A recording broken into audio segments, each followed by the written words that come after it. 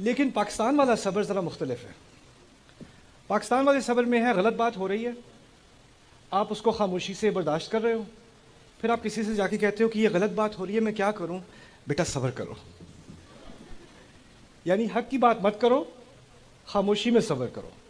قرآن جو واضح الفاظ میں کہہ رہا ہے، یہاں بچے بچے کو یاد ہے، بڑوں کو یاد ہے، چھوٹوں کو یاد ہے، وَتَوَاصَوْا بِالْحَقِّ وَتَوَاصَوْا بِالصَّبْرِ، سب کو یاد ہے. لیکن ہم نے جو صبر بنایا نا وہ ہے إِلَّا الَّذِينَ آمَنُوا وَعَمِلُوا الصَّالِحَاتِ وَتَوَاصَوْا بِالصَّبْرِ. میں تھوڑی سی بیچ میں اسکپ ہو جاتی ہے بات. یہ نہیں کہا حق کی بات نہیں کرنا، یہ باتیں مت کرنا، اس سے بڑی مصیبت ہوگی. بس تم صبر کر لو، ہم نے بھی صبر کیا تھا، تم بھی صبر کرو، اللہ تعالیٰ تبدیلی لائے گا. اللہ تعالیٰ نے جو تبدیلی لانے والا نظام بنایا نا اپنا، وہ یہ ہے کہ پہلے حق کے لیے انسان کھڑا ہوتا ہے، پھر اللہ کی مدد آتی ہے، اور اس کی مدد کے آنے تک آپ نے حق کی بات کرتے رہنے ہیں اور حق کے ساتھ کھڑے ہوتے رہنا ہے. پھر آخر میں جب اللہ دیکھے گا کہ آپ اس کی مدد کے مستحق ہو، پھر مدد آتی ہے.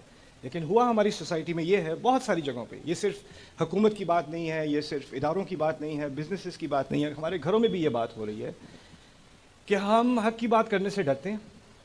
ہمیں لگتا ہے بہت زیادہ سامنے سے جو ہے اس کے نتائج ہوں گے، اس کا ہم سامنا نہیں کر سکتے، اور ہمیں سکھا دیا کہ صبر کرو دعا کرو، صبر کرو دعا کرو. تو دوسرا جو سوال مجھے پورے ملک میں بار بار سننے کو ملا، یہ دعا کیسی ہے؟ میں دعا کرتا رہتا ہوں، میں دعا کرتی رہتی ہوں، اس کا کوئی جواب ہی نہیں آتا.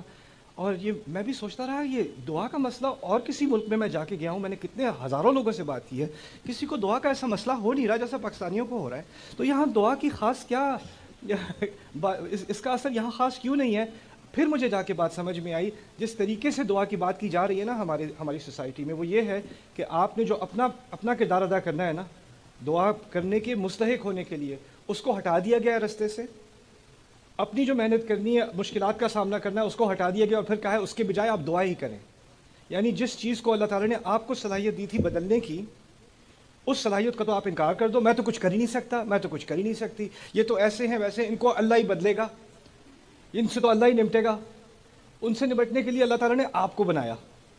جو بھی مشکلات آپ کے سامنے ہیں نا، اس زمانے میں ان مشکلات میں، اس فیملی میں، اس سوسائٹی میں جس قوم ان مشکلات کا سامنا کرنے کے لیے صلاحیت رکھتی تھی، اسی کو وہاں ڈالا گیا ہے. لا یکلف اللہ نفسا الا وسعها.